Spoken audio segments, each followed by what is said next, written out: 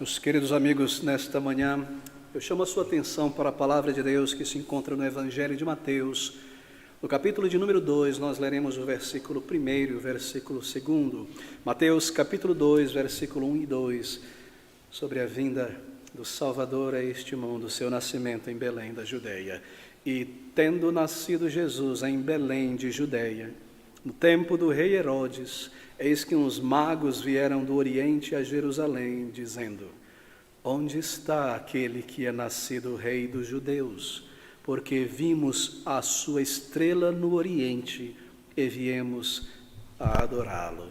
Bem, isso é a respeito do nascimento do Senhor Jesus Cristo neste mundo, mais estupendo de todos os eventos na história da humanidade.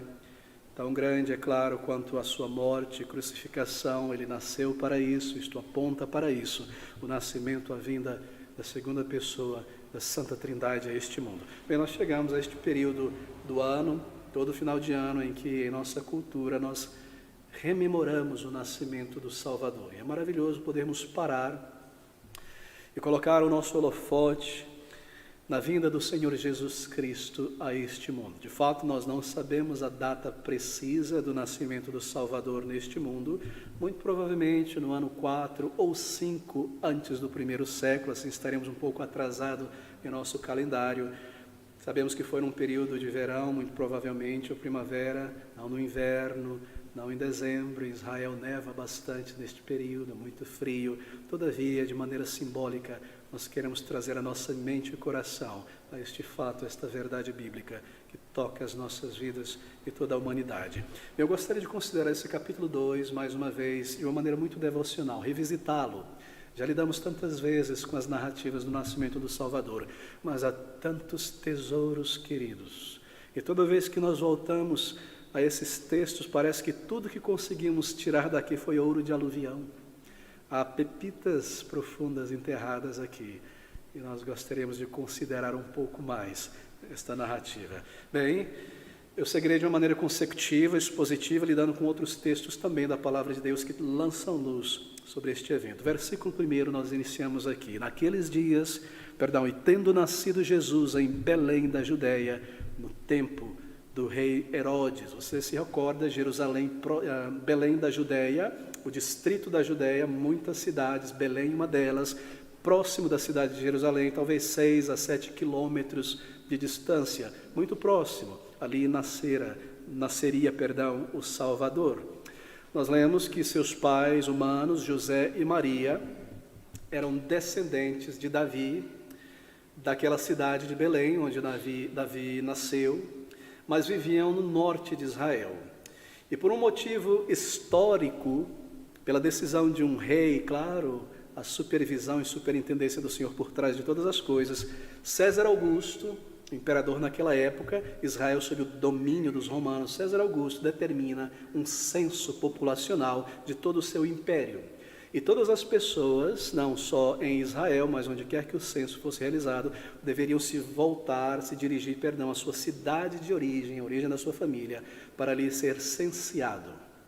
E é nesse contexto que nós lemos que o Senhor Jesus Cristo e seus pais seguem para Belém da Judeia. Se você abrir rapidamente comigo em Lucas capítulo 2, nós lemos sobre isso, versículo de 1 a 5. E aconteceu naqueles dias que saiu um decreto da parte de César Augusto para que todo o mundo se alistasse. Este primeiro alistamento foi feito sendo Quirino presidente da Síria. E todos iam alistar-se, cada um à sua própria cidade. E subiu também José da Galileia, da cidade de Nazaré, à Judeia, a cidade de Davi, chamada Belém, porque era da casa e família de Davi, a fim de alistar-se com sua mulher Maria, desposada com ele, a qual estava grávida. Versículo 1 do capítulo 2 de Mateus. E tendo Jesus nascido em Belém da Judeia, no tempo do rei Herodes. Bem, aqui está a narrativa histórica, o evento, mas é claro, isso é o cumprimento de uma profecia da palavra de Deus. Se você se voltar a Miqueias, no capítulo 5, no versículo 2, nós temos uma profecia precisa falando sobre a vinda do Senhor Jesus Cristo àquele lugar. Miqueias capítulo 5, versículo 2, em sua cópia na página 997. E tu, Belém Efrata, Posto que pequeno entre os milhares de Judá, de ti sairá o que governará em Israel, e cujas saídas são desde os tempos antigos, desde os dias da eternidade. Ele nasceria ali, foi determinado por Deus, é uma profecia, uma daquelas muitas profecias que se cumprem precisamente na vinda do Senhor Jesus Cristo. Aqui está ela, nasceu em Belém, a sua humanidade, é claro, mas eterno, existente desde a eternidade, cujas saídas, a origem, vem dos tempos eternos. Nós estamos falando sobre o nascimento, a humanidade do Senhor Jesus. Mas nós recordamos que Ele é o Deus eterno. Ele não nasce ali como Deus, obviamente. Ele é o Deus eterno, sempre eterno, mas ali Ele toma a sua humanidade para ser o representante de seu povo. E no versículo 1 nós lemos algo muito interessante. Estamos em Mateus capítulo 2. E aqui nós temos um número de reações de vários grupos de pessoas em relação ao nascimento do Senhor Jesus Cristo. E Mateus, ele deseja focar na vinda daqueles magos e a visita deles a Jesus, a resposta do rei Herodes, da liderança de Israel, diferente de Lucas, que põe o seu foco na visitação dos anjos aos pastores de Belém, naquele tempo da vinda do Senhor Jesus Cristo. Mateus deseja fazer isso porque ele quer nos mostrar a glória de Cristo. Ele inicia a sua narrativa no capítulo 1, mostrando a genealogia desde Abraão, e aqui ele foca no cumprimento da promessa a Abraão, a semente, Cristo, e algo maravilhoso, a vinda destes homens de tão distante para adorar o Senhor Jesus Cristo. Bem, nós lemos aqui que uns magos vieram do Oriente a Jerusalém. Eu devo mencionar alguns pontos importantes. Você sabe que há um número de um certo folclore em torno do nascimento do Senhor Jesus Cristo. Coisas que não estão registradas na palavra de Deus, mas que foram construídas, apareceram posteriormente à vinda do Senhor Jesus Cristo a este mundo. E eu mencionarei alguns deles. Aqui nós temos o termo magos, mas mais apropriadamente eram astrólogos, mas não astrólogos como os astrólogos de nossos dias.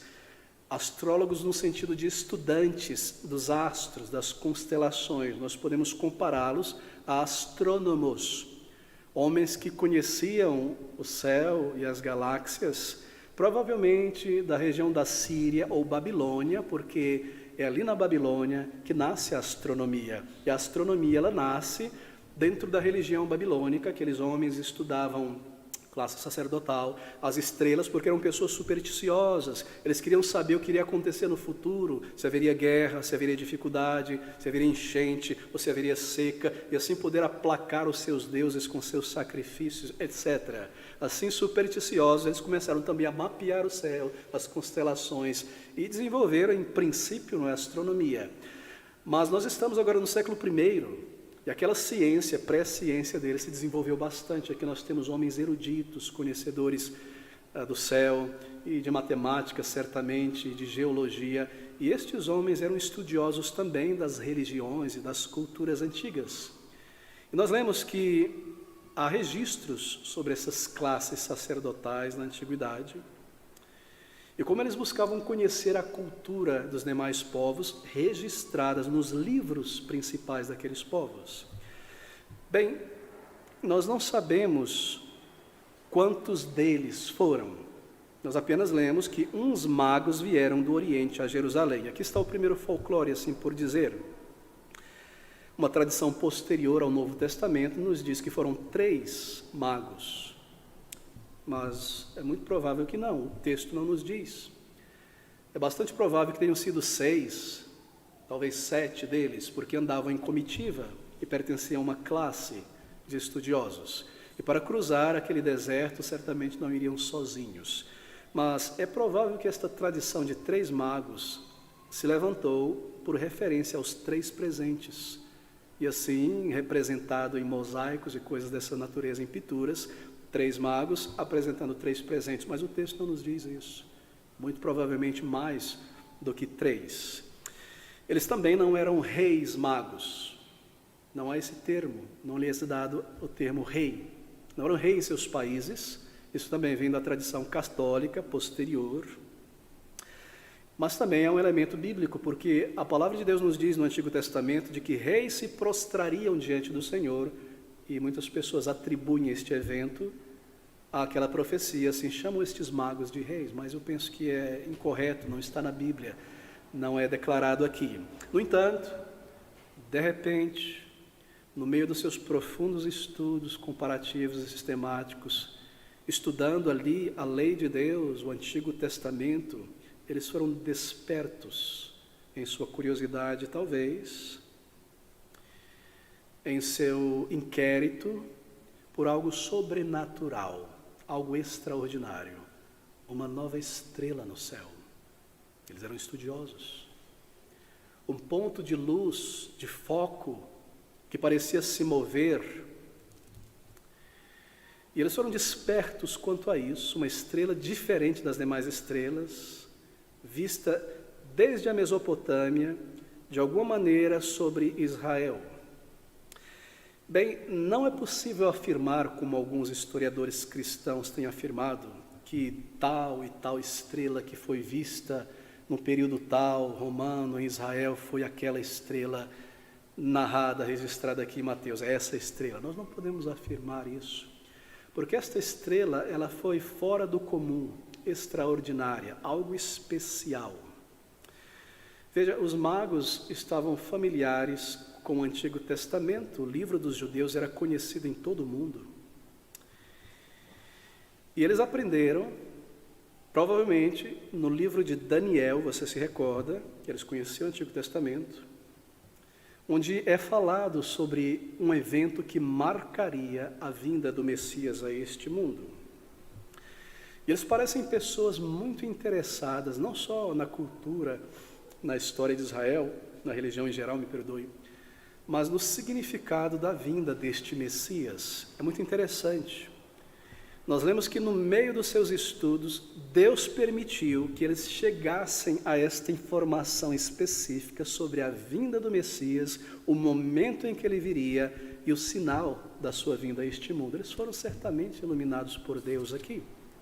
E então aquela estrela, e Deus coloca no coração deles, perceber que aquele era o sinal que indicava a vinda do Messias de Deus a Israel.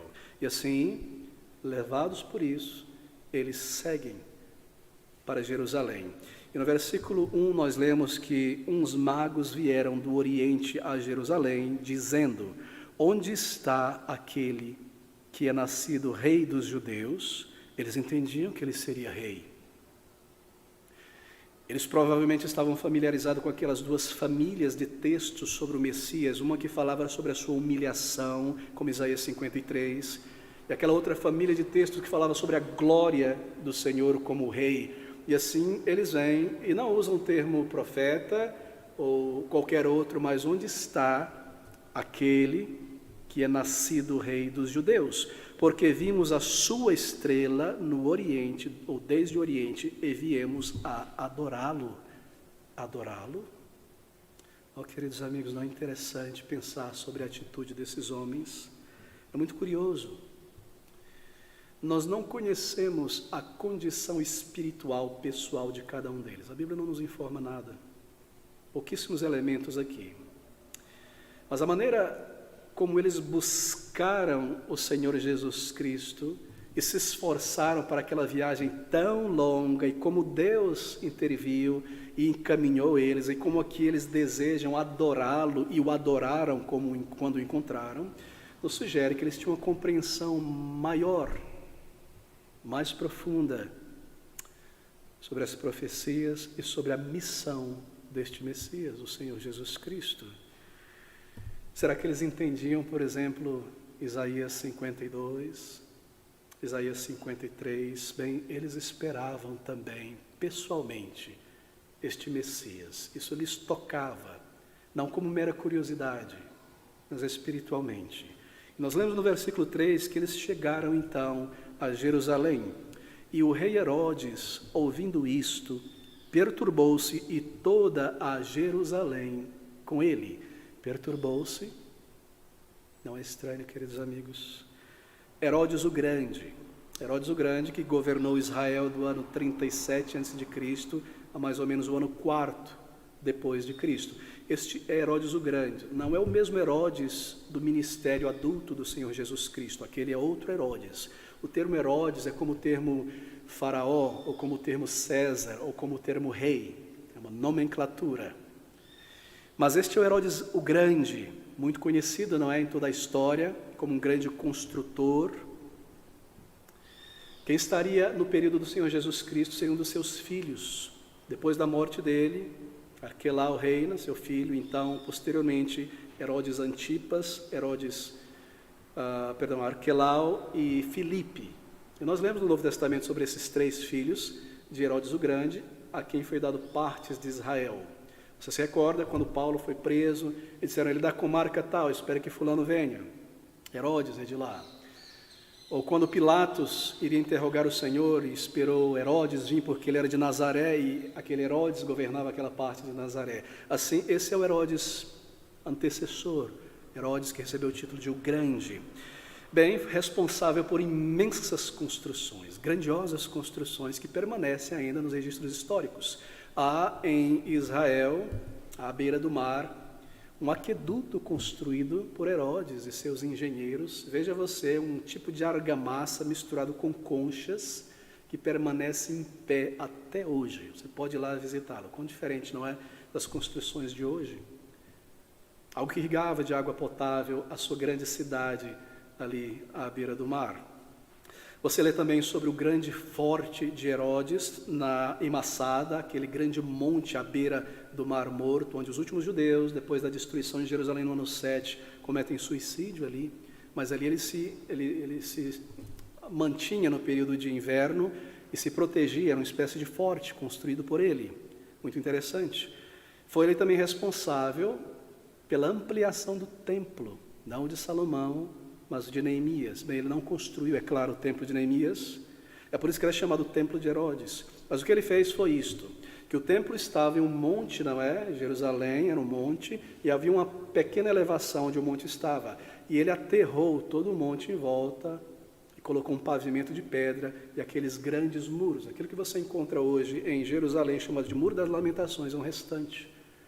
Algo que sobrou deste muro, e deste aterro do alpendre, o grande alpendre construído por Herodes. Assim, era um homem muito conhecido. Ele era judeu, mas também tinha cidadania romana e governava Israel para os romanos neste período. Mas um homem tremendamente mau, um homem de grandes ciúmes, um homem cruel, um homem que não temia a Deus.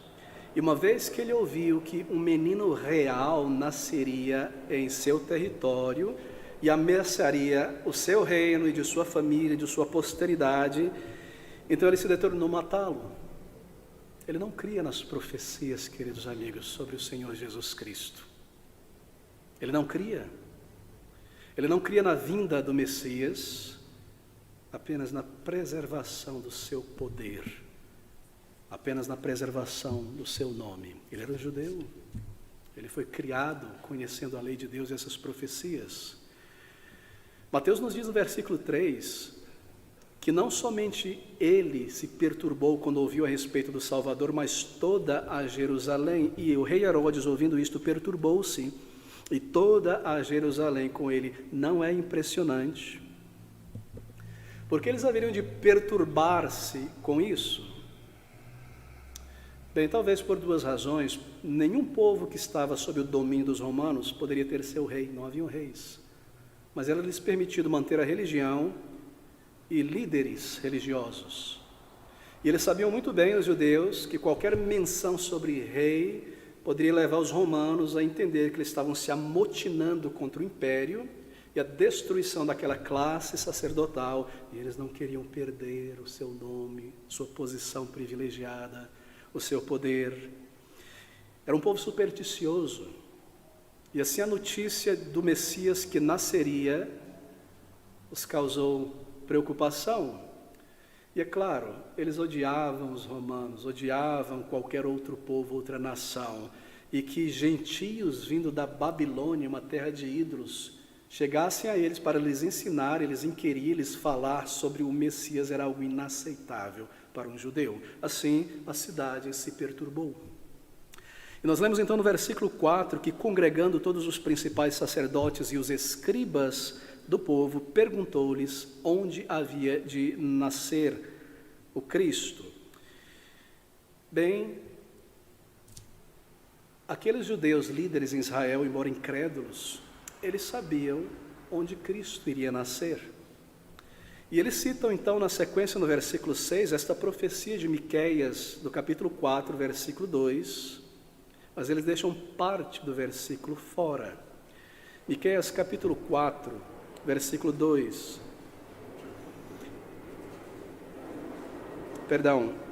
Capítulo 5. E tu, Belém, Efrata, posto que pequena entre as milhares de Judá, de ti me sairá o que governa em Israel.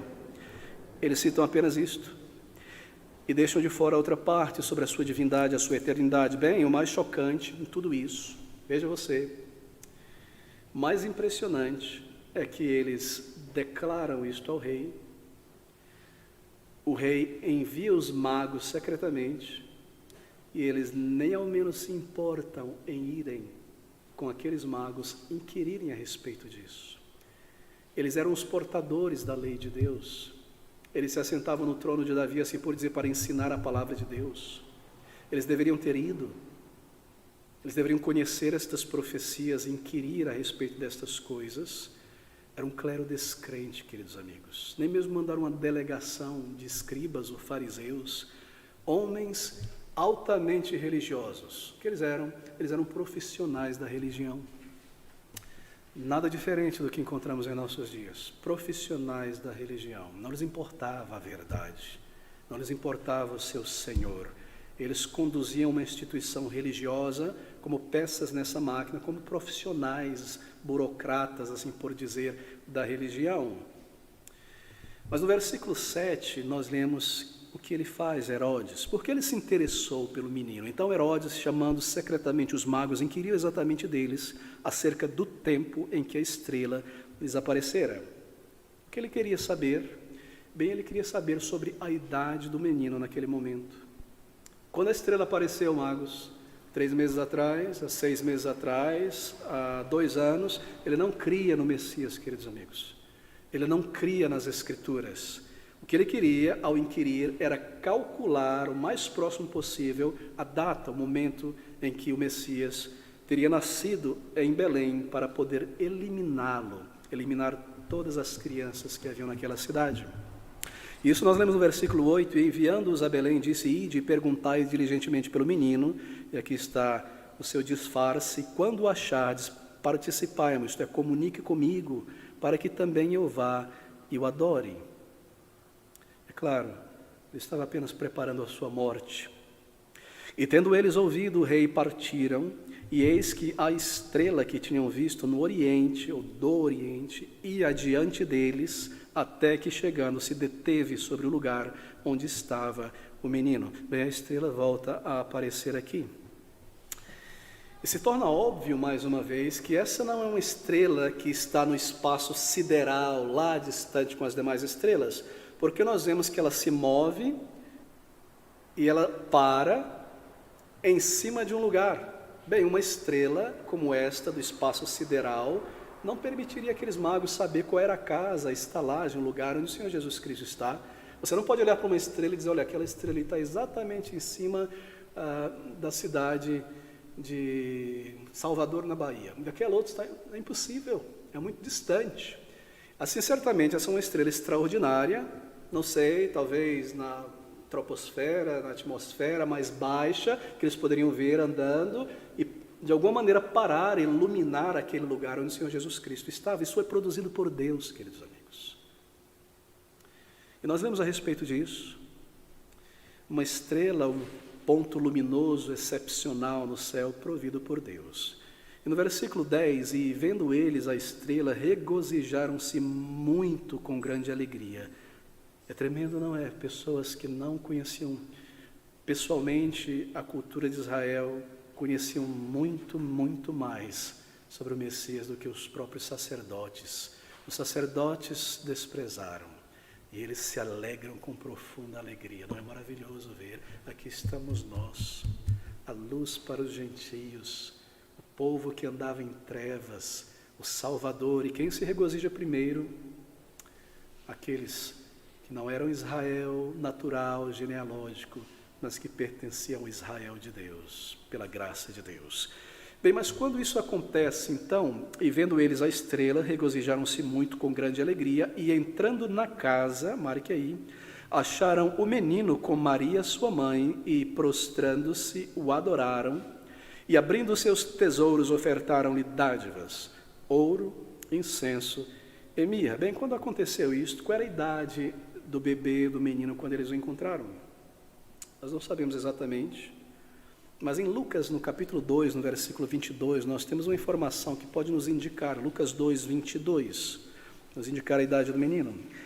E cumprindo-se os dias da purificação dela, isto é, de Maria, depois do nascimento de um bebê, segundo a lei de Moisés, o levaram, isto é, Jesus, o bebê, a Jerusalém para o apresentarem ao Senhor. Isto era um comando da lei, que toda criança nascida após o período de purificação da mãe fosse levado a Jerusalém e apresentado diante do Senhor. Daí nós tiramos a nossa tradição de apresentar crianças simbolicamente, que crescerão em nosso meio sob a palavra do Senhor. Mas este elemento nos indica talvez a idade do Senhor Jesus Cristo quando os magos o encontraram. Dia de purificação, 40 dias. Então ele já não era mais um bebê recém-nascido. Ele tinha pelo menos 40 dias de vida.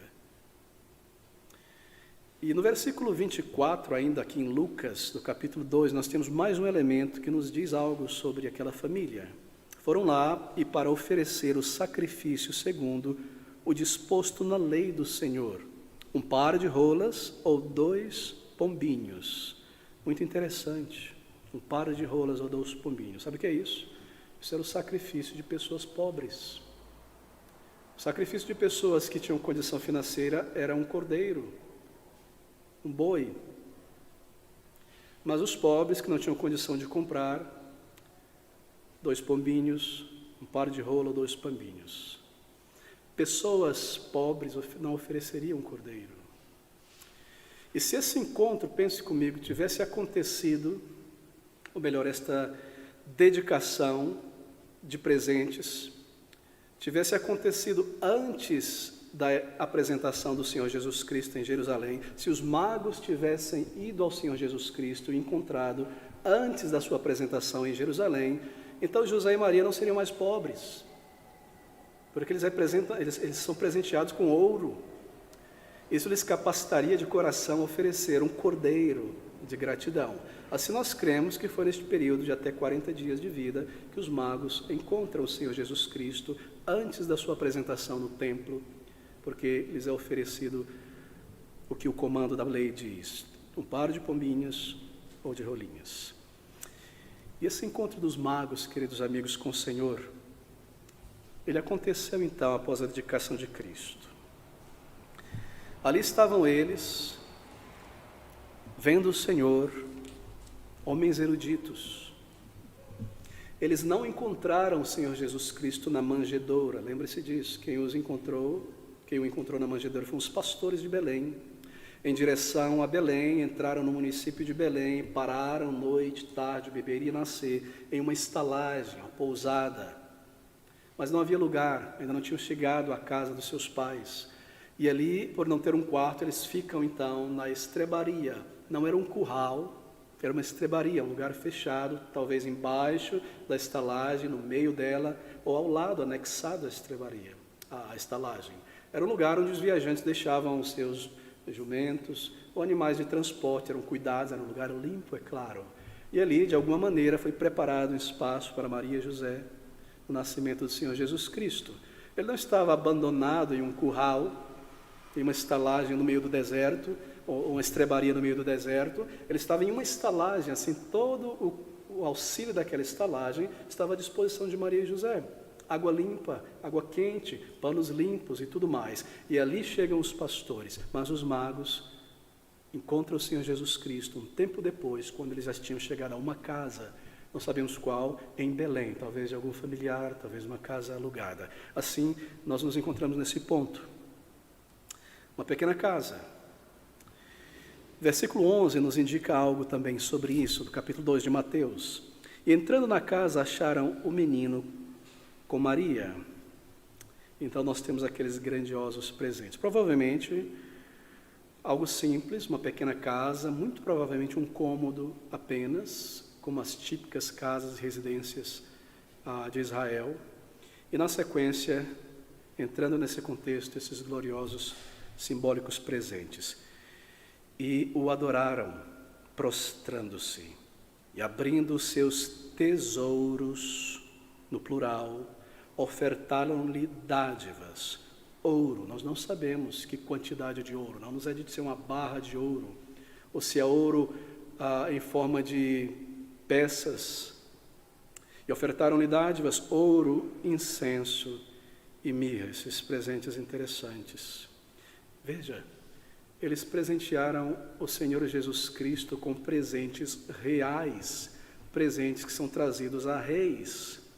E essa é uma indicação também que eles conheciam e criam nas profecias do Antigo Testamento de que Cristo Messias seria rei. Onde está o rei que é nascido? E aqui eles o presenteiam como um rei. Cada presente aqui, querido amigo, possui um significado bastante específico e também, claro, apropriado para a vida e a missão do Senhor Jesus Cristo, a sua obra. Aqui estão 3 símbolos da sua obra e do seu ministério. Ouro. O ouro representa a sua realeza. Ele é o Deus eterno. O ouro aponta para isso, não é? Descendente humano da tribo do rei Davi. Ele é rei, para isso ele nasceu. Lá em Apocalipse capítulo 19, versículo de número 16, nós lemos palavras gloriosas sobre isso. E no manto e na sua coxa tem escrito este nome: Rei dos Reis e Senhor dos Senhores. Este ouro aponta, simboliza a sua glória, a sua realeza. Rei em relação ao seu povo, em relação aos seus inimigos. O seu reino espiritual, ele reina no coração do seu povo, mesmo agora ele reina neste mundo no coração do seu povo. Ele reina pelo amor, quando seus servos e servas se submetem voluntariamente a ele, no seu serviço. E ele reina para defender o seu povo até o final. E ele voltará, nós lemos, como rei. Não mais em sua humanidade humilde, como homem de dores de Nazaré desprezado, mas no esplendor da sua glória, com um séquito de milhões de anjos e seres celestes, em poder, em glória, em luz, em majestade. Ele voltará assim, e como rei sobre os seus inimigos, é claro, para subjugá-los e para julgá-los e para vencê-los. Apocalipse capítulo 6, você se recorda dessas palavras, já tocamos nela anteriormente, capítulo 6, versículo 2. E olhei, e eis um cavalo branco, e o que estava assentado sobre ele tinha um arco, e foi-lhe dado uma coroa, e saiu vitorioso e para vencer. Queridos amigos, lembre-se sempre em teu coração, o nosso Redentor reina. O Senhor Jesus Cristo reina agora, hoje, neste mundo. Não existe um conflito entre duas divindades, como aparenta apresentar a teologia positiva da prosperidade, o misticismo evangélico, entre um Deus das trevas e um Deus da luz que estão brigando de alguma maneira neste mundo e não se sabe quem vai vencer. Não, ele já venceu, ele já esmagou a cabeça da serpente. Ele reina, ele é Senhor, ele domina, a vitória já está estabelecida, ele apenas voltará e com a sua própria presença, mesmo sem palavra, destruirá o maligno. Numa luta, queridos amigos, o Senhor Jesus Cristo reina hoje, ele voltará assim. Então aquele presente, incenso, e o incenso aponta para o seu sacerdócio, era a função dos sacerdotes trazer o incenso. Em Hebreus capítulo 9, nós lemos a respeito disso. Hebreus capítulo 9, no versículo de número 26, essas palavras: De outra maneira, necessário lhe fora padecer muitas vezes, desde a fundação do mundo. Mas agora, na consumação dos séculos, uma vez se manifestou para aniquilar o pecado pelo sacrifício de si mesmo. Sacrifício de si mesmo. Um mediador, sacerdote, traz o sacrifício. Ele é o sacerdote e ele é o sacrifício. Ele ofereceu a si mesmo como mediador entre Deus e os homens para satisfazer a lei. Então, aquele elemento da sua profecia ou da sua função como profeta, Deuteronômio capítulo 18, versículo de número 15, nós estamos pontuando alguns versículos que lançam luz sobre isso. Deuteronômio 18, 15, se você puder abrir comigo a palavra de Deus. O Senhor teu Deus te levantará um profeta do meio de ti, de teus irmãos, como eu, a ele ouvirei. Isso fala de Deus falando aos homens, profeta. As ações do Espírito Santo, falando ao coração dos homens, nos levando a obedecer, nos guiando até o fim. Ele intercede por nós, ele fala a nós pela sua palavra. Então a mirra, não necessariamente um símbolo profético, mas esta mirra fala sobre a sua humanidade. Algo amargo era a mirra. Um profeta humano que fala de Deus aos homens, o verbo que se fez carne, a palavra do Deus vivo, amargo, os seus sofrimentos naquela cruz. O que eles fizeram com esses presentes, nós perguntamos, depois que os magos foram? É interessante, não é? Nós lemos que o anjo do Senhor informa José, por um sonho, que eles deveriam fugir para o Egito e passar algum tempo lá, provavelmente passaram 4 anos. E nós cremos que, muito provavelmente, as despesas desta fuga foram supridas por esse tesouro, por esses recursos. Veja o versículo 13 e 15 do capítulo 2. E, tendo eles se retirado, eis que o anjo do Senhor apareceu a José num sonho, dizendo: levanta-te e toma o menino e a sua mãe, e foge para o Egito, e demora-te lá, até que eu te diga, porque Herodes há de procurar o menino para o matar. E levantando-se ele, tomou o menino e sua mãe de noite, e foi para o Egito. Bem, a viagem, o aluguel de uma residência no Egito. Esse Egito do primeiro século não é o mesmo Egito de Faraó, lá de Moisés, é um Egito romanizado, um Egito cosmopolitano, diferente. E as provisões para 3 pessoas por algum tempo, aqui está o Senhor provendo para eles. Bem, cada passo é o cumprimento de profecias. A vinda do Senhor Jesus Cristo sob superintendência divina. Os magos, movidos por Deus, a sua viagem, descobriram sobre o Messias, o adoraram, presentearam, e Deus superintendendo todas as coisas. Neste versículo 2, estas palavras: e sendo divinamente, por divina revelação avisados, os magos, num sonho, para que não voltassem para junto de Herodes, partiram para a sua terra por outro caminho. No versículo 13, o anjo do Senhor aparecendo. Bem, nós temos aqui 5 sonhos registrados nessa passagem. 5 sonhos por meio dos quais Deus protege o menino. Sonhos para a condução divina, queridos amigos. Não é a maneira como Deus nos conduz e nos protege e nos instrui hoje, não. Porque nós temos a Bíblia completa. Nós não temos mais novas profecias, porque todas elas foram registradas aqui. O livro de Deuteronômio nos ensina a não adicionar nada. E o livro de Apocalipse, fechando a Bíblia, nos ensina também a não tirar e adicionar nada. Mas antes que a Bíblia, o Novo Testamento, fosse registrado, Deus ainda usou para revelar a sua vontade, entre outras coisas, sonhos. E aqui 5 deles são registrados. Muito interessante.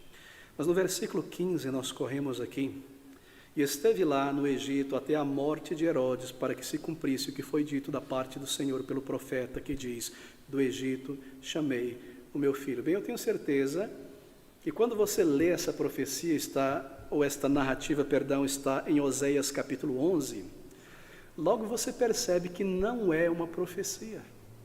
Foi dito pelo profeta, mas não é uma profecia, é uma declaração histórica. Não me voltaria ao texto pelo tempo, mas o que Mateus está fazendo ao dizer que esta palavra é uma profecia? Bem, é importante nós entendermos como as profecias operam, trabalham. Naquele capítulo, Oséias fala sobre a libertação do povo de Israel.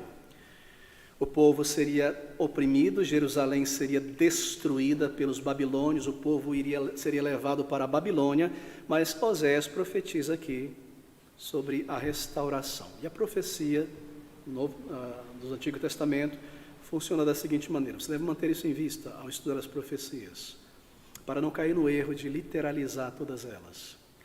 A profecia ela fala sobre eventos que acontecerão em um futuro próximo e também fala sobre eventos que acontecerão num futuro muito distante.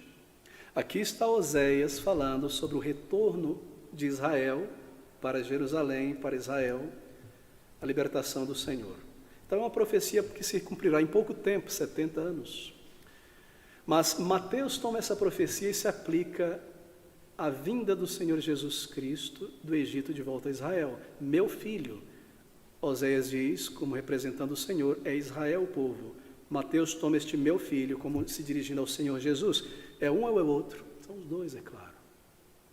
A profecia aponta para o retorno de Israel, filho de Deus, a nação, para Jerusalém, 70 anos depois, e ela aponta também para o distante, a vinda do Salvador.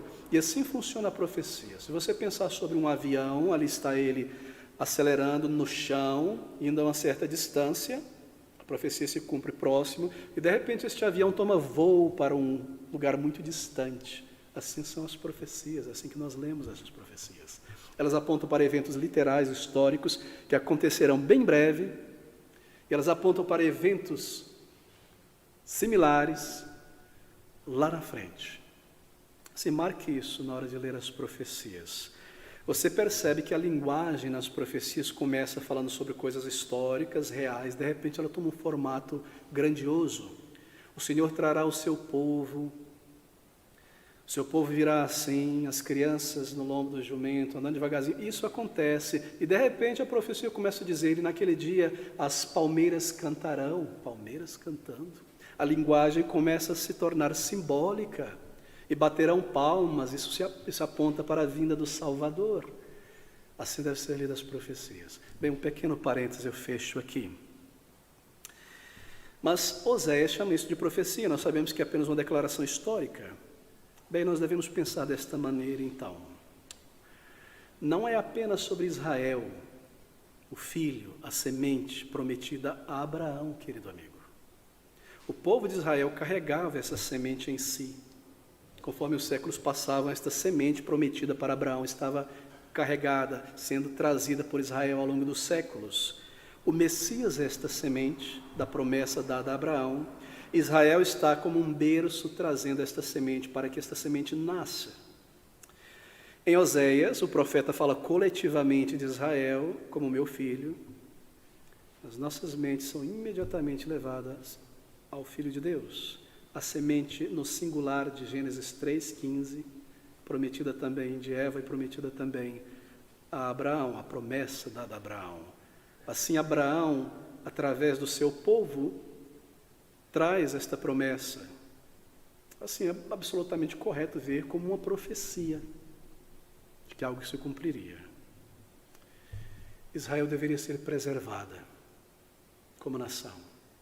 Um povo de dura cerviz, um povo idólatra, um povo que abandonou o Senhor, não o melhor povo na face da terra.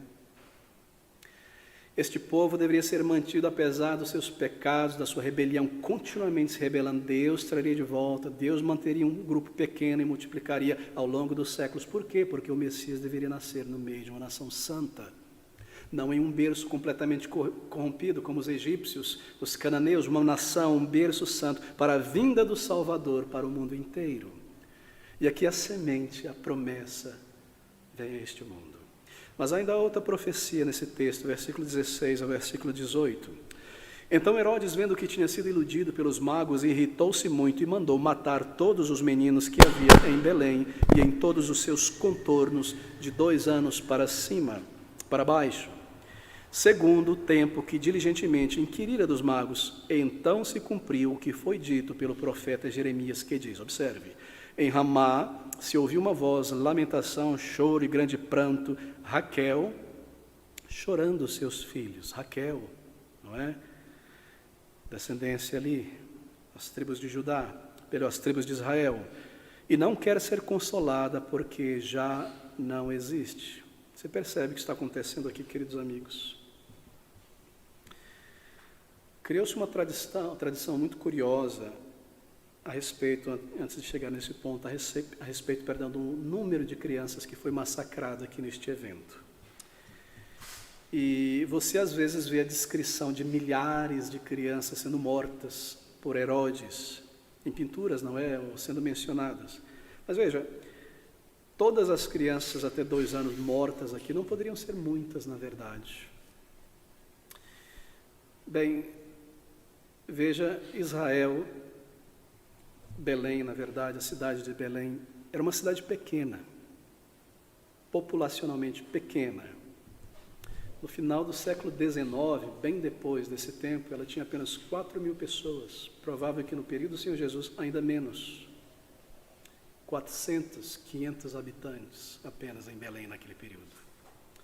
Assim, o número de crianças mortas, por uma porcentagem, talvez não teria passado de 20, 30 crianças de 0 a 2 anos naquele momento em Belém. E não milhares de crianças ceifadas. Ainda embora barbárico, terrível, não foi o número que a tradição católica nos informa. Mas volte ao versículo então 17, nós temos essa profecia. Então se cumpriu o que foi dito pelo profeta Jeremias, Raquel chorando pelos seus filhos. Bem, abra comigo em Jeremias então, no capítulo 31, está no versículo de número 15, logo depois de Jeremias, capítulo 31, versículo de número 15. Você vai encontrar em sua cópia na página 850, versículo 15. Assim diz o Senhor, uma voz se ouviu em Ramá, lamentação, choro amargo. Raquel chora seus filhos, não quer ser consolada quanto a seus filhos, porque já não existem. Não Raquel, literalmente ela, mas como simbolicamente o povo que descende dela, Jacó e todos mais. Agora, essa profecia, na verdade, é uma declaração histórica também. Isso logo acontecerá e se refere ao período, é claro, quando Nabucodonosor invade Israel, cerca Jerusalém, destrói Jerusalém. Há 2 ataques contra Jerusalém por parte dos babilônios. Primeiro, no ano 605, ele destrói Jerusalém e leva muitas crianças cativas para a Babilônia. Então, as mães chorando pelos seus filhos. Mas eles não foram mortos, eles foram levados cativos. Mas no versículo 16, lhes é dito que não chorem. Depois do versículo 15, nós lemos o versículo 15, no versículo 16 diz, assim diz o Senhor, reprime a tua voz de choro e as lágrimas de teus olhos, porque há galardão para o teu trabalho, diz o Senhor, pois eles voltarão da terra do inimigo. Bem, você percebe que este é o mesmo capítulo onde Jeremias prediz então a era do Novo Testamento, capítulo 31 de Jeremias, ele prediz a era do Novo Testamento. Ele está falando sobre isso. De maneira que aquela profecia que se cumpre com o retorno dos judeus, 70 anos depois da invasão, no ano 605, se cumpre também lá na frente, porque ele está falando sobre a era do Novo Testamento. Mais uma vez, como as profecias operam.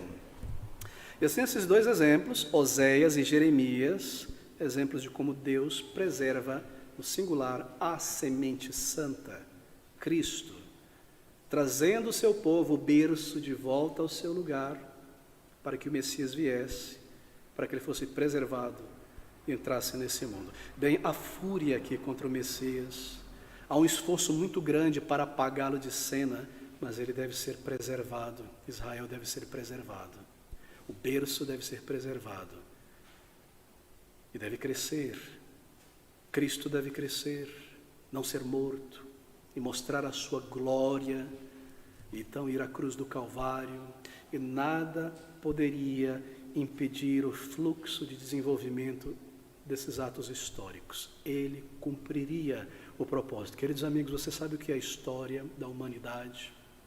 Como ela se desdobra? A filosofia da história, ou melhor, o propósito da história. Quando você pensa a respeito da história da humanidade, é muito simples. Aqui está o planeta Terra em trevas, desde Adão, escuro.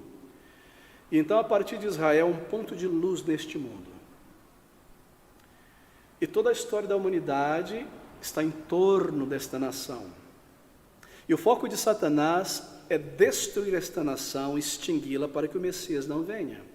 Assim, toda a história da humanidade é o desdobramento daquela promessa de Gênesis 3,15.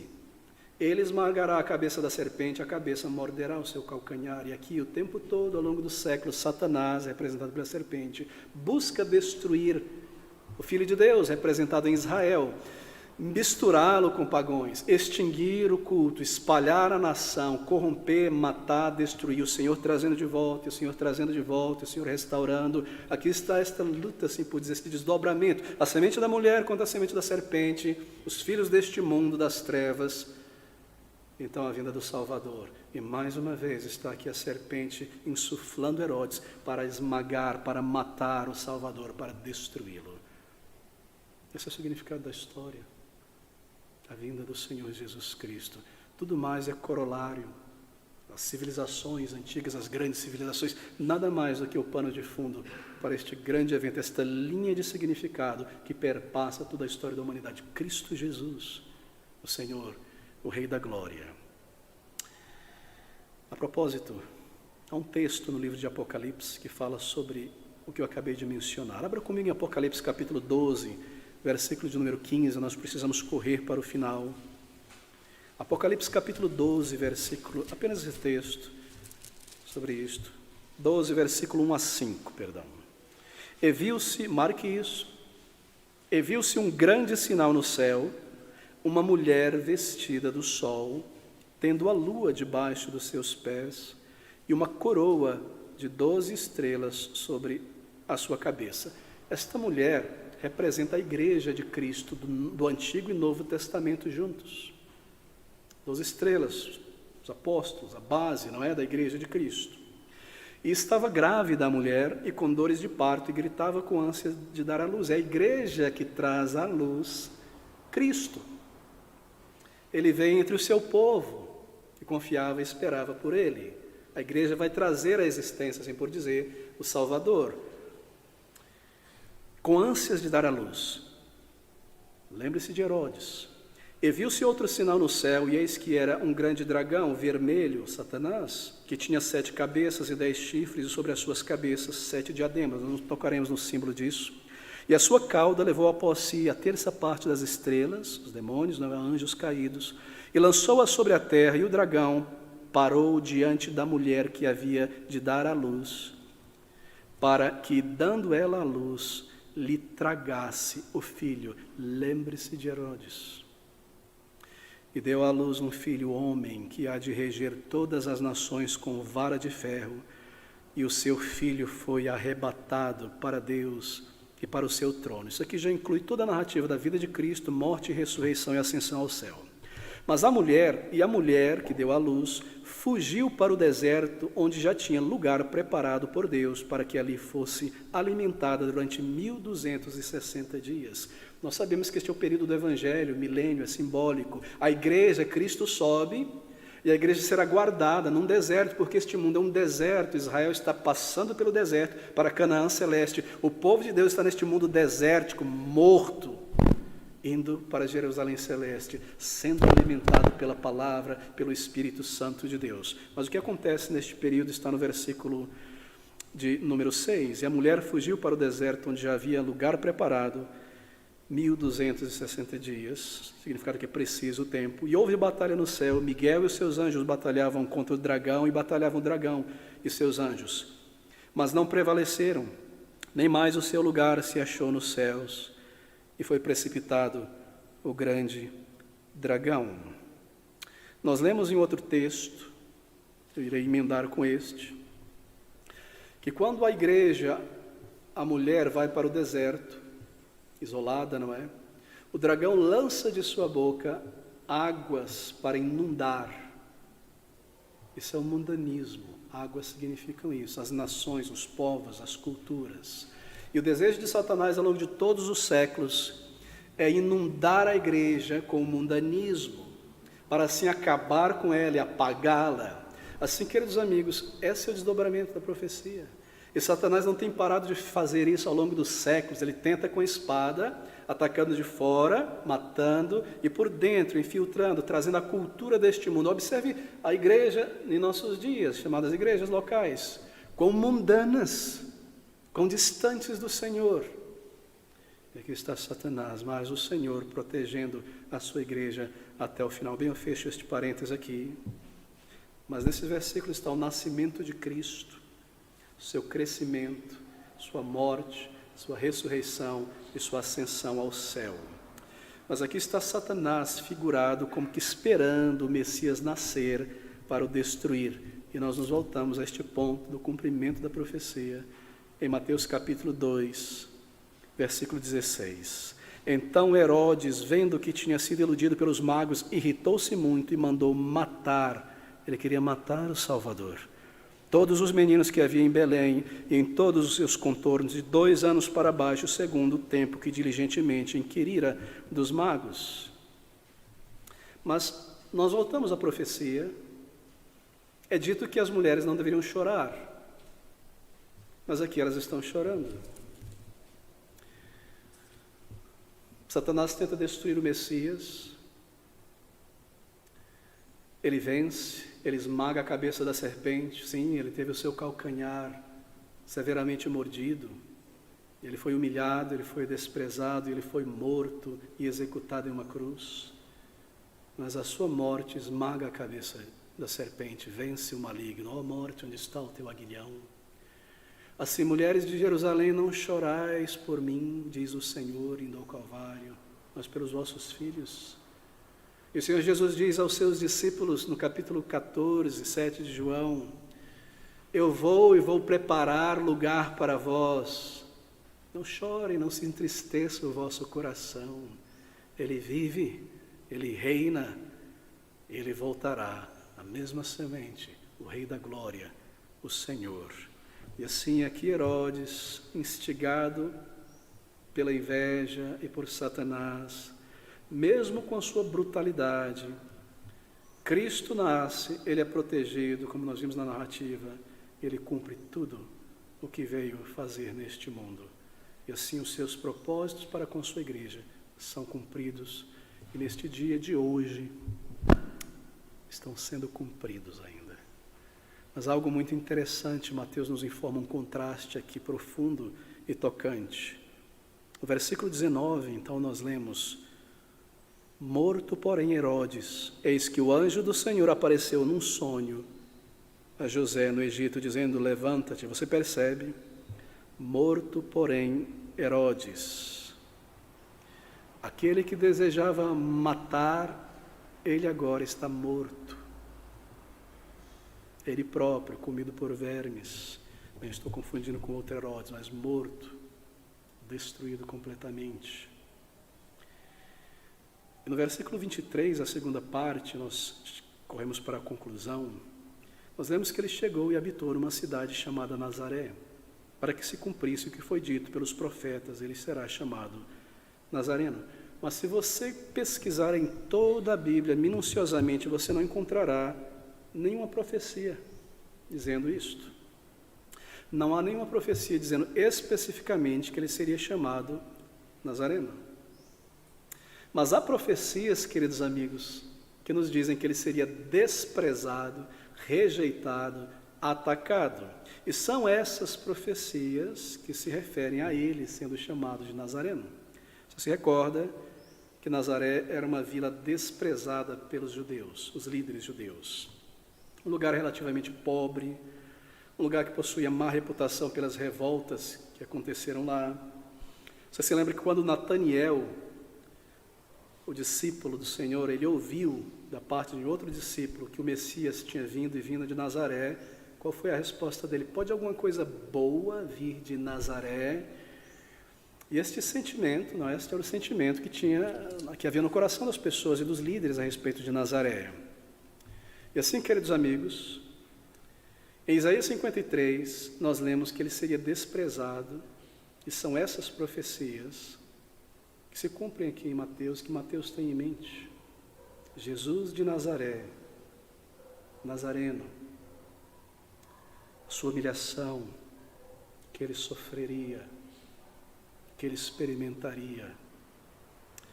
Bem, eu concluo aqui, há tanto a ser dito. Um capítulo fascinante, não é verdade? Esses detalhes são maravilhosos. Como Deus organizou tudo para a vinda do seu Filho amado. O nascimento de Cristo, os eventos que se cumprem, o contraste das reações das pessoas à chegada do Salvador. Pense por último, querido amigo, sobre a maneira como aqueles magos reagiram, sentiram a respeito do Senhor Jesus Cristo, quando o encontraram, quando buscaram e encontraram. Porque esta é a maneira como uma pessoa deve buscar para encontrar a Deus. Deve buscar para encontrar Cristo, a salvação e o perdão. Diligência, interesse na palavra de Deus, contínua busca. Como eu posso ser salvo? O que Cristo fez, diligência, buscar-me-eis e me achareis quando me buscarem aqui de todo o coração. É aqui que nós buscamos o Salvador. Deve haver diligência. Se você é uma pessoa que busca, que não busca, os anos vão passando, eu preciso do Senhor. Você não está buscando. Eles encontraram o Salvador, e isso estabelece um padrão para nós. Diligência. Veja a imensa viagem em direção a Cristo. Lembre-se do etíope. A imensa viagem da Etiópia a Jerusalém. Um esforço grande. Não dê descanso à tua alma até você ser encontrado por Cristo e adorá-lo e ser enriquecido por Ele. Perdão, vida eterna. O menino não é em uma pequena manjedoura, um bebê. O cordão umbilical tinha sido cortado há poucas horas. Aparente fraqueza em sua humanidade, mas o Deus eterno, encarnado neste mundo.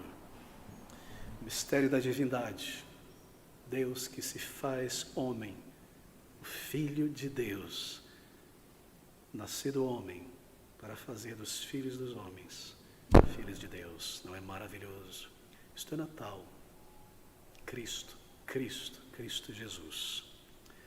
Vamos adorar o nosso Salvador juntos, entoando este último hino, o hino de número 38 em nosso inário. Hino de número 38. Estas palavras: Filho unigênito do Pai, o Verbo eterno à luz.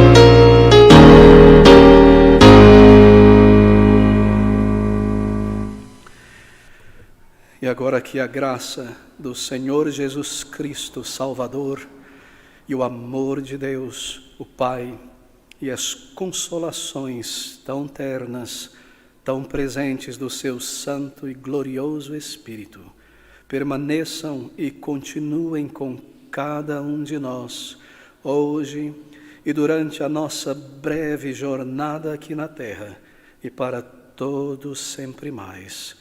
Amém.